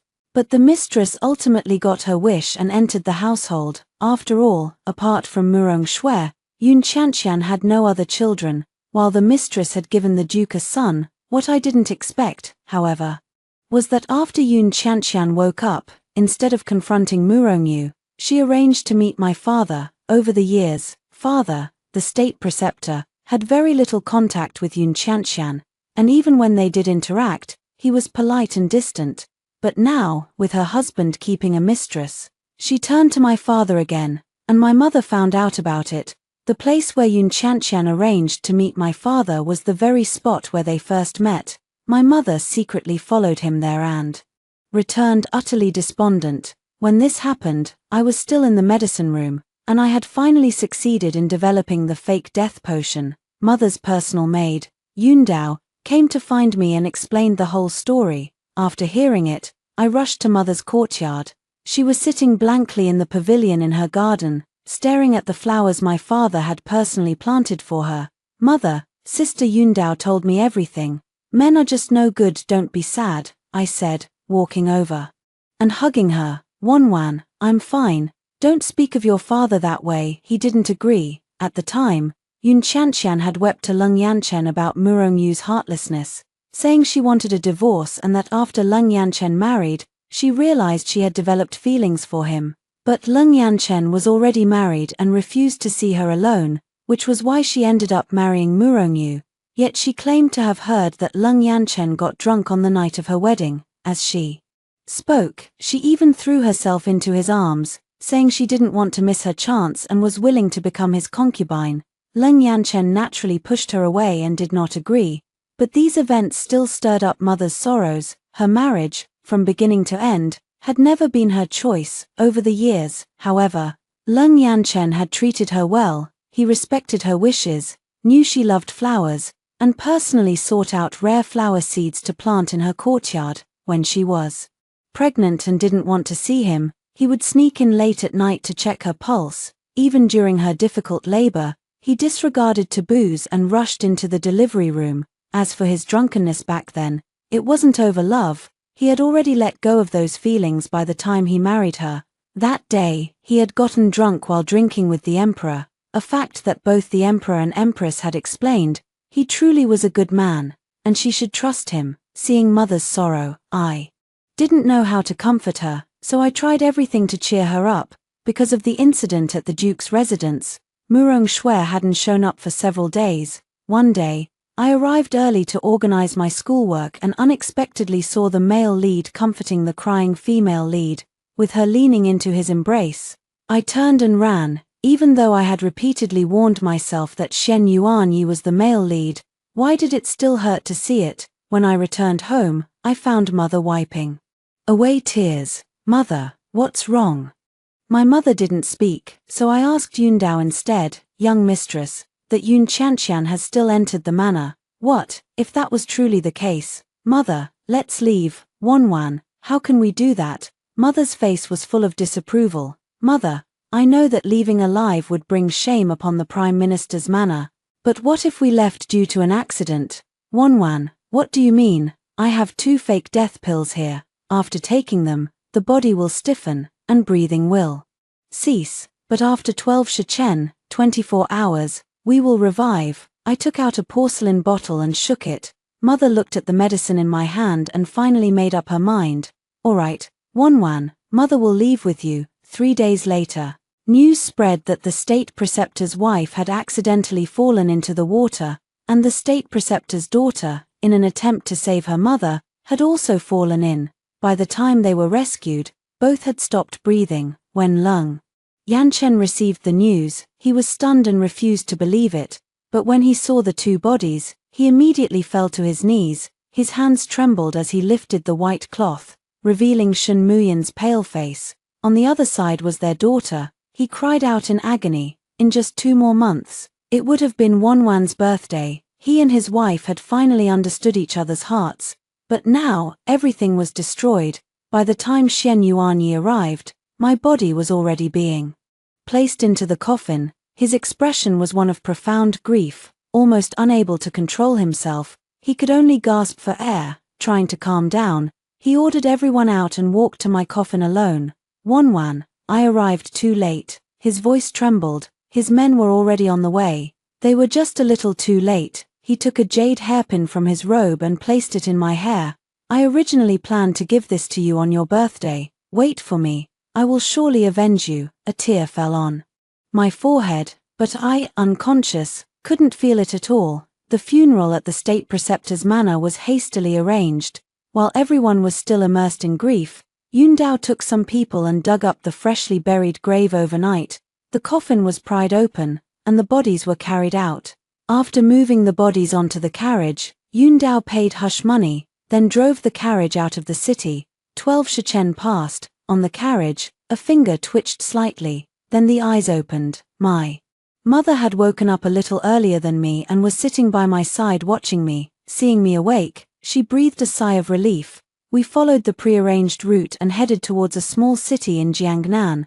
After traveling day and night without rest, we arrived at the small city 5 days later. Before leaving, I had taken a considerable amount of gold and silver, enough to ensure we lived comfortably for the rest of our lives.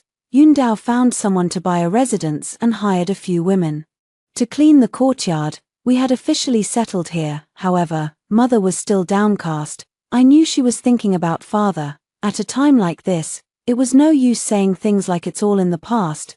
The best thing was to just take her out to the market. I held mother's hand and walked from the east of the city to the west, buying plenty of food and clothing. Although I was the one eating everything, mother smiled as she watched me, wiping crumbs from the corner of my mouth. When we had shopped enough, we prepared to take our things and go home, but someone blocked our path. The street vendors looked on with anger but didn't dare to speak up.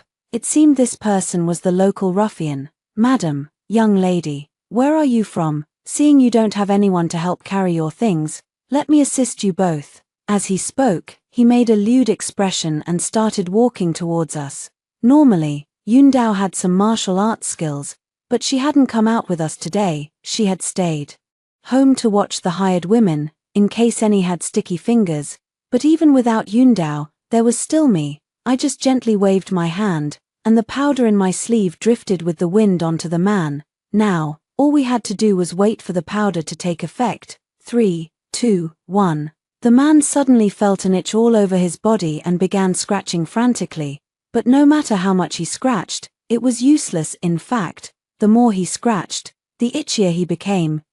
Was it you? He pointed at me. But didn't dare come closer. Next time I see you on this street, it won't just be an itch. I sneered coldly at him. Yes, I understand. I won't dare do it again. Satisfied with his response, I was about to leave when he suddenly dropped to his knees with a thud. Please, save me, save me. Just go wash yourself clean, I said before leaving with my mother. On the way back, my mother asked, Wanwan, that medicine. She didn't finish her sentence. She only knew that I had been learning medicine from my father, and she thought I was just studying healing arts. But what I had shown today, along with the fake death pill I'd used before, was completely different from what she had imagined. Mother, medicine and poison are two sides of the same coin, I reassured her. Then how is your medical skill? Just a little better than that scumbag father of mine. Scumbag father. Shen Mujing was hearing this term for the first time. Since leaving the capital, she felt her daughter had changed, or perhaps, she had simply relaxed entirely. Yeah, he brought his white moonlight into the mansion. Isn't it obvious what he's trying to do? That makes him a scumbag. All men are the same.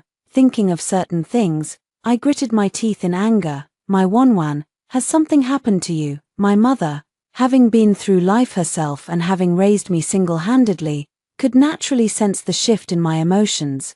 Mother, I was just venting. Let's hurry back. I'm hungry, and I want to eat the dishes Sister Yundao makes. As for my own matters, it was better not to speak of them. All right, my mother simply patted my head. If I didn't want to talk about it, she wouldn't press further. Time flew by, and in the blink of an eye, we had been in this small town for almost 2 months. In 3 more days, it would be my birthday. These 2 months had been quite comfortable for me, but my mother had been rather troubled lately. The hooligan we encountered that day had actually brought a group of people to wreck our home. Sister Yundao and I dealt with them, then dragged them to the magistrate's office to report the incident. My mother, worried about me, came along. The magistrate, newly appointed and surnamed Li, was quite young. After we explained what had happened, and with neighbors and street vendors testifying on our behalf, the magistrate quickly passed judgment and threw the hooligans into jail.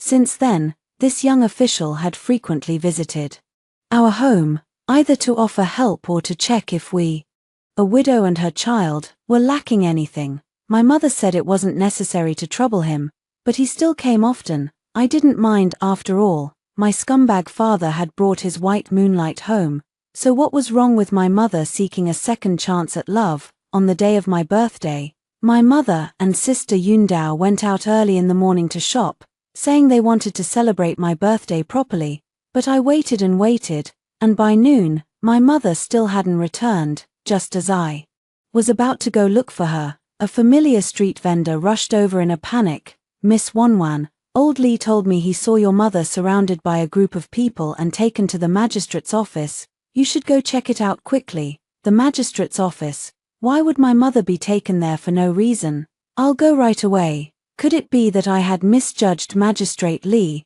Had his advances been rejected, and now he was resorting to force? I hurried back inside to grab some knockout powder and muscle-weakening powder, then rushed to the magistrate's office.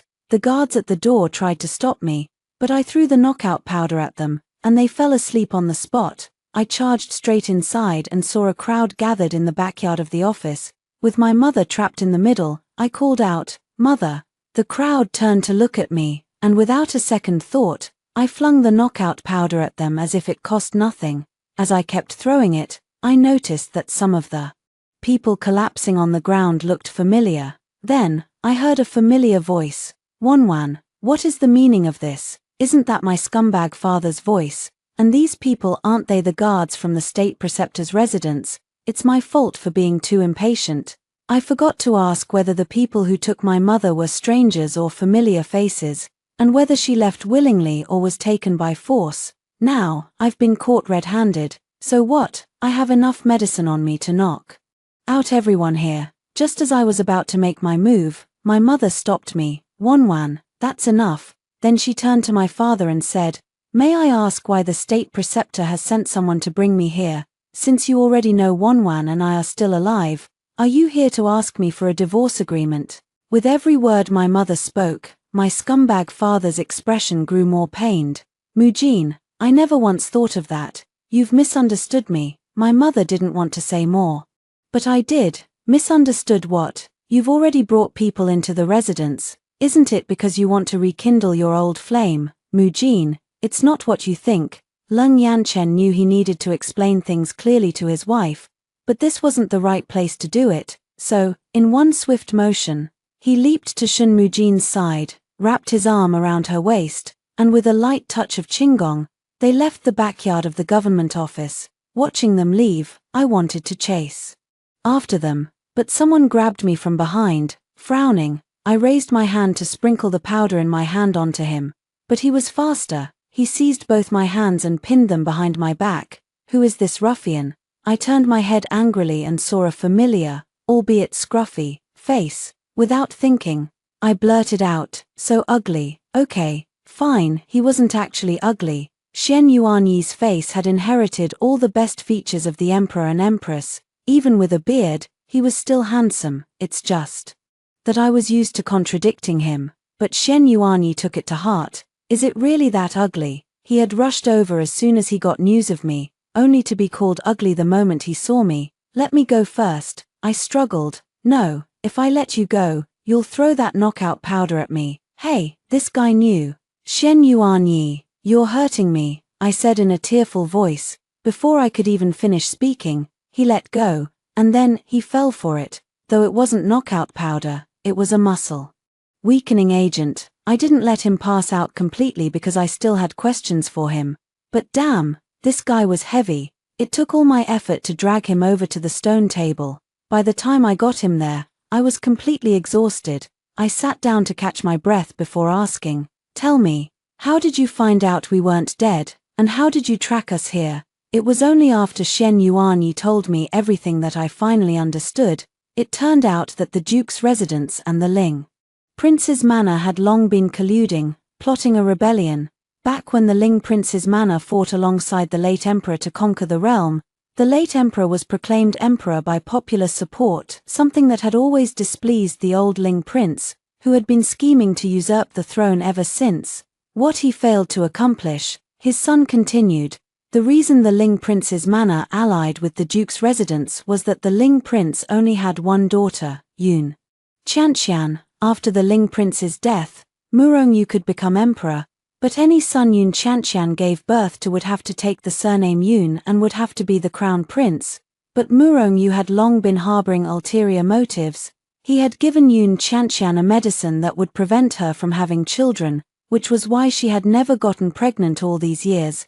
To throw them into disarray, they sent people to expose Murongyu's affair, and allowing Yun Qianqian into the residence was also to stabilize them, but the people handling the matter slipped up, and Murongyu discovered that it was my father who was behind it. Seeing his alliance with the Ling Prince falling apart, Murongyu grew murderous. He sent 2 assassins to kill my mother and me, but when they arrived, they saw my mother and me swallow some medicine and then jump into the lake. That was exactly when my mother and I had taken the fake death pills. Though they found it strange, the deed was done. So they returned to report their success. Shen Yuanyi had also sent people to protect us at the time, but they arrived a step too late. Later, they successfully brought down the Ling Prince and Murongyu, and all these assassins were captured. It was only when these 2 assassins revealed what they had seen back then that my father and Shen Yuanyi began to suspect something. Shen Yuanyi also sent people to dig up the grave. After the coffin lid was opened, there was indeed no one inside. They began investigating our whereabouts, going around in circles, and finally found us. It seems that once the female supporting character left, the female lead's halo no longer held. After hearing everything, I took out the porcelain bottle and waved it under Shen Yuanyi's nose. "What is this?" Shen Yuanyi asked me. "The antidote to the soft tendon powder." I put the bottle away, stood up, and prepared to leave. Father would surely explain everything to Mother, and I figured we wouldn't be staying here much longer. I needed to go back and pack my things. Where are you going? Xian Yuanyi grabbed my hand and refused to let go. Back to pack my things. I'll go with you. Why are you coming with me? You've already accepted my token of love, so of course I have to follow you. He was referring to the jade hairpin in my hair. Back then, I thought I would never see him again. So I kept wearing it. I never expected it was all a misunderstanding, and he ended up seeing it. I just don't have any jewelry I like, and this jade hairpin is of good quality, so I wore it. Alright, I admit I'm being stubborn, but back then, you were hugging and holding Murong Shui, and then you turned around and gave me a hairpin. You really are playing both sides, aren't you? When did I hug and hold her? It seemed like there was one time when he ran into Murong Shui crying, and before he could even react, she threw herself at him. She was the one who came over. I pushed her away immediately. I don't believe you. WN, are you jealous? Nonsense, I'm not. I hurriedly denied it. You're jealous, but you still wore the jade hairpin I gave you. You like me too, don't you? I didn't answer immediately, just quietly looked at him. Xian Yuanyi also fell silent, watching me. Just as I was about to speak, an untimely voice interrupted. WN, this is the birthday gift your father got for you. Open it and see. What are you two doing? The ambiguous atmosphere vanished instantly. I knew my father was a bit dense after hearing the two stories above. What are your thoughts? Feel free to share your opinions in the comments section. Looking forward to hearing from you. If you liked this story, don't forget to like it, share it, and subscribe to my channel. See you next time.